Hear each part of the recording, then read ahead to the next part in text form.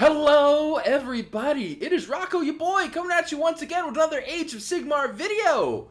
In this training arc update here, this is 4? It's the Attack of the Hobby episode, because you may be wondering, hey Rocco, you made your list. This wasn't for TTS. This is for real life, playing in ITC tournaments, getting your rank up, putting some respect on your name. Where are the minis, dude? Here they are. I'm getting right into it. Also, I did get a game in, so we'll talk about that too. All right, and we brought back the slideshow. Why people love the slideshow so much, I still don't know, but hey, here we are. First off, lots of progress. All right, I know the basing's not done, so it looks a little rough. And my color scheme was inspired by Vincent Notley. I will put his Blue Sky and I guess his Twitter too. So he is a moderator for the Warhammer Twitch channels and streams, like all the previews and stuff that you see. Fantastic person. He does painting guides as well, where he'll like get a box from Games Workshop to be like a preview painter or whatever, and he'll paint everything in as many different color schemes as possible, which is great because then I can see what everything looks like and get ideas. And one that I wanted to do, which is the one that I did, he did kind of like a Phoenicium style thing, lots of purples, good maroons, pinks, golds. And for me, my Stormcast are the Lions of Sigmar. They are, again, Celestial Bronze and Golds, and Screamer Pink as the two main colors with some cloth, cream cloth. This one's a bit more stark white, but I like it because the boot coverings, I don't know why, the vibe it gives me is like a Napoleonic-esque army in a fantasy setting with like how prim and proper they are with their boots and their stuff and their uniform and their kit, even though they're wearing again stuff that could have been out of like maybe the 1400s or the 1600s with the kettle hat and the armor and the cuirasses that they have. I don't know why, but it works for me. I love it. I've painted my command corps, so you can see I even went out of my way and did my marshal on foot and the squire in case I want to sub in for the alternate build, because I love the models. They're really freaking cool. I've got both units of steel helms painted. If you see on the top left, if I'm top right, the top left there, for the little necromancer buddy, I actually thought the head with the haircut was creepier than the skull they wanted me to put on the ghoul. So I did a little conversion head swap to make the ghoul face look creepier. And I painted it to look very frickin' creepy, and I love it. And the necromancer's just a skeleton that just decided to stay with the cities of Sigmar. You know, that's his great-great-great-grandson leading the force. And there we are. I did like a metallic sheen on the whisper blade to be like the robes are really like armory. I did the fish knight head, which I love. My champion in that unit. My beloved general, the Alchemite Warforger, ended up coming out really good. The leather is great. Honestly, this was a mix of contrasts and regular painting techniques. It's a lot of fun, and I've painted at this point 1,400-ish points of Cities of Sigmar in honestly about a week and a half, because I've been buckling down, because I've been getting in games, I've been looking stuff up, I've been playing other game systems too, because you know what, sometimes you need to take a little break from one hobby and have another thing so you don't burn yourself out. So, one of my Christmas gifts actually from my in-laws, believe it or not, they got me Pokemon Brilliant Diamond, Shining Pearl for the Switch, so I've been playing that, and a little Baldur's Gate here and there. But we buckled down and painted a lot, which has been great. And this also includes Pontifex Sinestra, my favorite lich. Because there's no way she's not a lich. Come on, that is a skeleton. This is someone transferring their essence from body to body. I love this kit. It looks amazing. It is so ostentatiously ridiculous. I love it. I love her. I love her rules in game. More of this. I love the little gargoylians. Life is good. Honestly, it's been a lot of fun, and I do not get a lot of joy from painting. I am in this hobby for playing the game, and this Cities of Sigmar lineup has just been that much fun to paint. Did I need the break after painting some of this? Yes, totally did. Does it look really good and I'm a mediocre painter? Yes. Was I able to use a mix of contrast paints and dry brushing techniques and different things to go and make this look good? Yeah. Honestly, it is. We have highlights on a lot of stuff. We have. It is above battle ready standard. I am not trying to win hobby awards with this. This is just, again, I'm going above and beyond the normal tournament meta of get 3 colors on it and call it done. I will be trying to figure out my basing scheme, because for me, my city's lore has always been that they were in a hidden swamp city in the Elf Grove swamps in Gairan. That was on the old map. It's not on the current one in cities. So they were swamp fighters. They were ambushers. That's why they used the old Living Cities lore. But now the elves have been reclusive, and that's who I didn't put in here too. I also painted up my old Phoenix Guard and that wonderful conversion from my friend to go and be here. And I will put that in the post when I post this on Twitter, because Lord help me, I've had some computer problems trying to get my computer to work for this video. Not redoing this. Sorry, Tanya. Your sorceress looks amazing that you converted. I hope I did her justice. You'll see on the social media post for this. Now, again, that's been a lot of painting. I've painted an army, and I also live in an apartment. So what I use is an Army Painter brush on primer as well, which is great, especially because it's also winter. I don't have to worry about humidity so much because I'm doing this inside. Just have a window open that's ventilated, add a little bit of water, like a 3 parts primer to 1 part water to get it a nice like milky consistency, and then just go nuts, and it works great. Got a lot done. There's so many little details. There's so many little freaking candles on this. Some I did for like a black flame candle. Some I did more traditional. Honestly, again, as someone who painting isn't my main thing, they look good. And I see the light at the end of the tunnel, dear viewer. You and me right here. We're having this moment. I have my 20 Fusiliers primed and on my hobby desk, which is really it's a foldable like TV dinner tray that I have to be sliding around. I can fold it up when I don't need it for space. All my paints are out. I know what I'm using for each thing. We're gonna go for like a wildwood on the leathers, though Garrick Sewers does work so good for leather and good strong brown color. There's gonna be a lot of metal on this because of the hats and the shields and the guns. And my old handgunners, they were again where they were from, in the lore. They were from like a village outside of the Elven City, where they were the Black Hats. So to carry on their tradition, those helmets will be black to contrast with my Copperheads, which is the lore name I've given my my steel helms. because I was going for like copperhead snakes, but I'm like, oh, copper, that works with everything.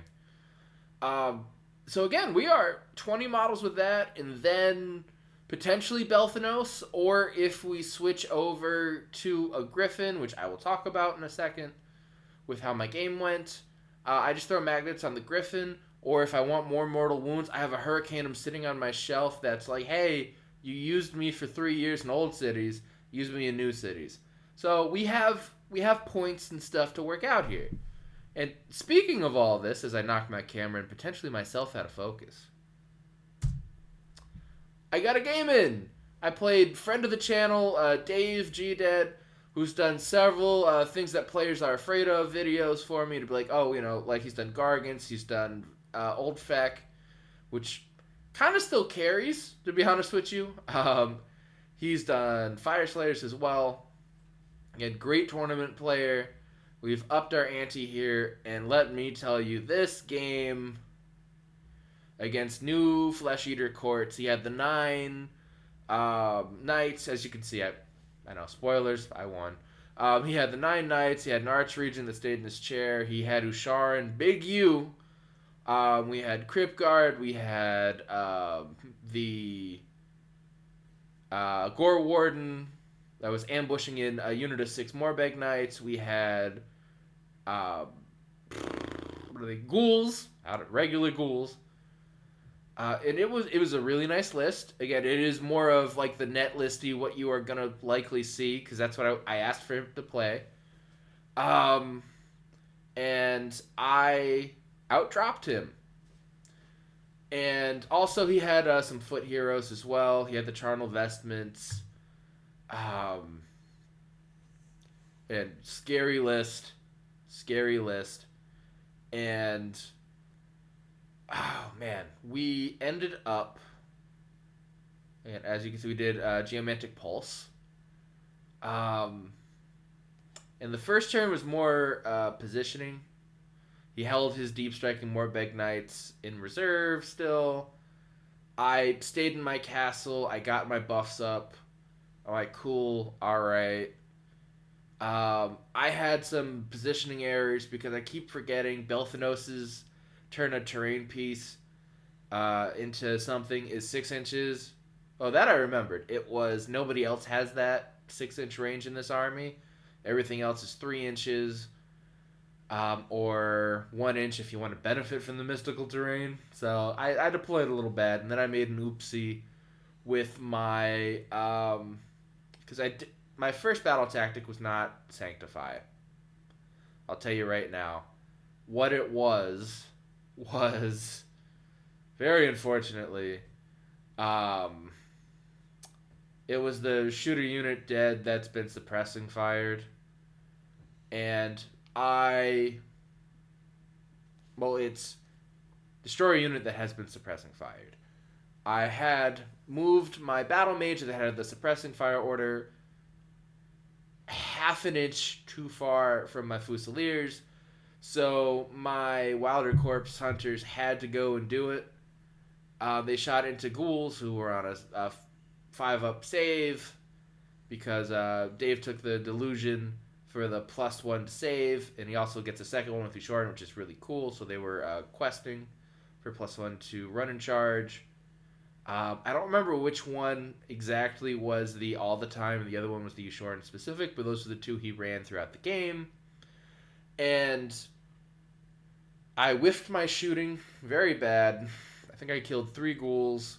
They weren't suppressed, and then it was a unit of 20 ghouls, and then my Fusiliers killed 19. And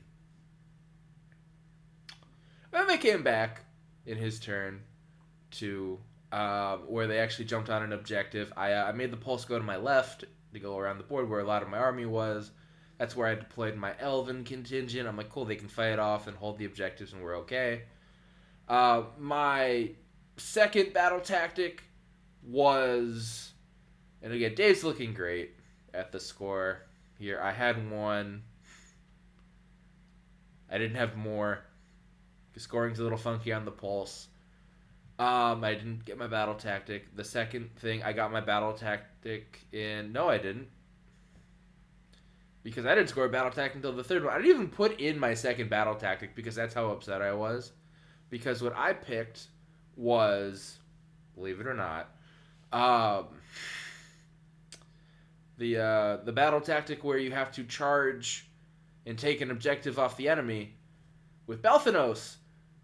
And it has to be a mounted combatant. And what happened was, when I charged, I didn't get to charge because my Wilder Corpse Hunters had a unit that they were in combat with of the Royal Beast Hunters, or whatever they're called, the Warcry Warband.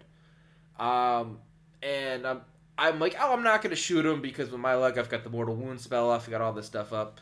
I'm just going to screw myself. And Dave, on his turn, for all what he did was he charged in 6 Morbeg Knights and the Gore Warden, and they bounced off me. So I'm like, oh, I can just shoot them, lighten it up. I'm like, no, what are the chances, though, of me actually killing them all, right? I'd be a 3-inch charge anyway with Belthanos.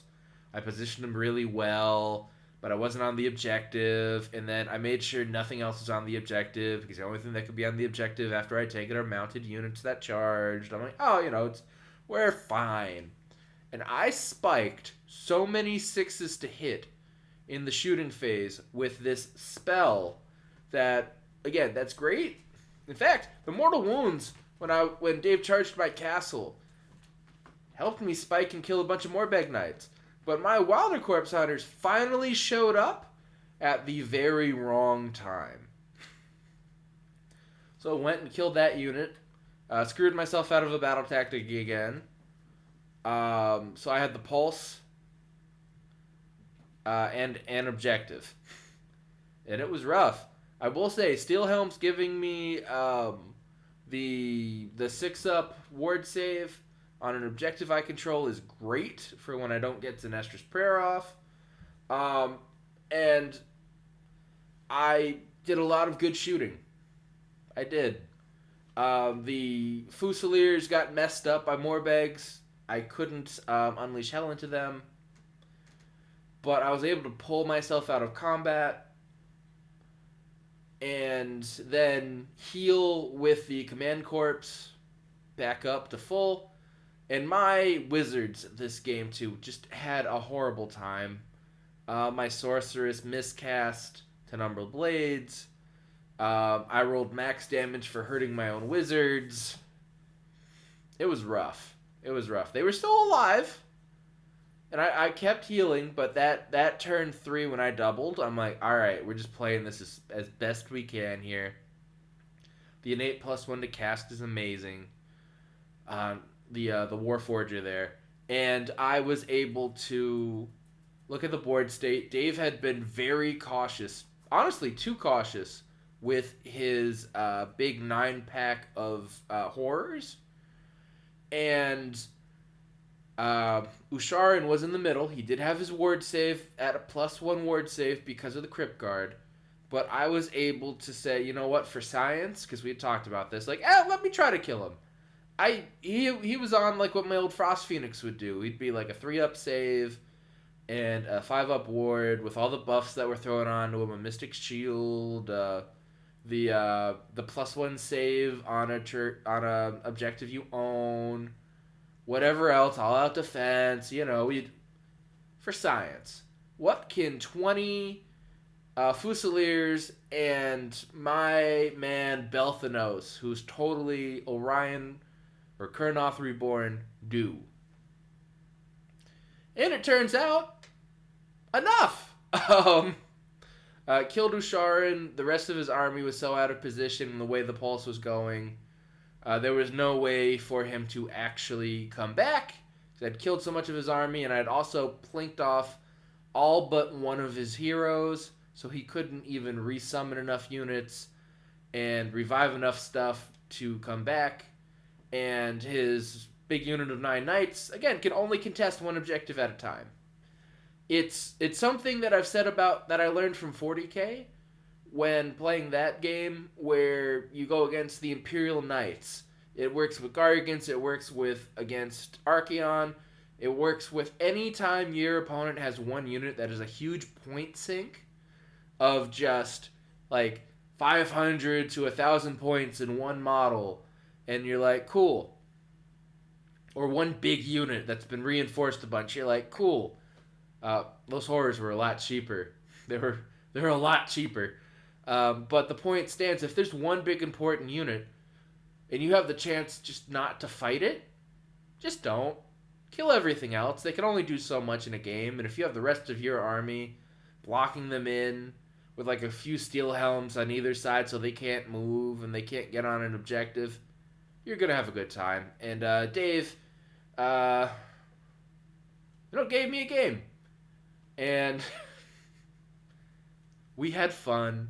He's a very good sport, but yeah, it went from I was like, again looking at the score, it was like 10-4 or 9-4 or whatever this was, and then it turned into a whooping.